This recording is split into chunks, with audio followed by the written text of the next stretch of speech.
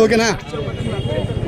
అన్న 4 సంవత్సరాల నుంచి కష్టపడి పేరెంట్స్ దూరంగా ఉంటూ హాస్టల్ ఫీజులు కట్టుకుంటూ నానా పార్ట్ టైం జాబులు చేసుకుంటూ మేము ఎన్ని కష్టాలు పడి చదువుకుంటూ ఉంటే రాష్ట్రంలో ఎంత నిరుద్యోగత ఉంది వాటినన్నింటినీ రూపుమాపాల్సింది పోయి మీరు రాష్ట్రాన్ని మొత్తం అసలు తాకట్టు ఎలా పెడతారంటే వరల్డ్ బ్యాంక్ దగ్గర ఒప్పందం కుదుర్చుకొని ఇంతమంది లక్షల్లో మంది ఉంటే అసలు 4 పోస్టులు అనంతపురం జిల్లాకు 4 పోస్టులు అంటే ఏమన్నా అసలు పేరెంట్స్ దూరంగా ఉన్న పిల్లలకి కూడా తెలియదు.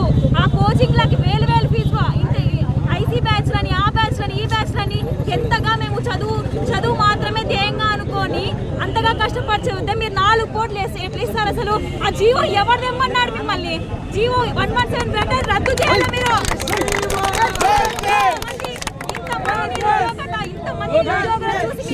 అసలు కొంచెం కూడా దయనీయం అనిపించట్లేదా? అసలు ఉన్న పోస్టులు మీకు ఇవ్వడానికి ఏమండి మీకు? అసలు అన్ని సంక్షేమ పథకాలు ఎవరిని బాగు చేసినట్టు? డబ్బు ఇస్తే రాష్ట్రం బాగుపడదు. ఎప్పుడైతే టీచర్లు వృత్తిలోకి జాయిన్ అయ్యి పిల్లలని డెవలప్ చేస్తేనే మన ప్రభుత్వం బాగుపడుతుంది. ఫస్ట్ అసలు మీరు రెడీనా? కుర్చీ దిగడానికి రెడీనా?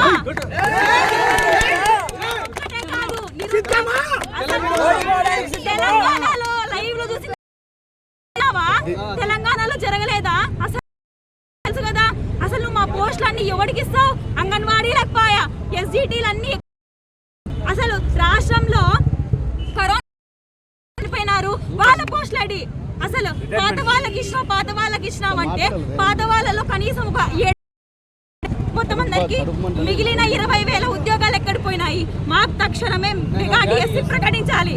లేకపోతే కుర్చీ దిగిపోతాను. అసలు ఈసారి మాత్రం ఓట్లన్నీ నీకు మాత్రం అసలు పడనీయం. ఉద్యోగం కలిసి ఆ కుర్చీ కదా షేక్ అయిపోతుంది. చెప్తున్నా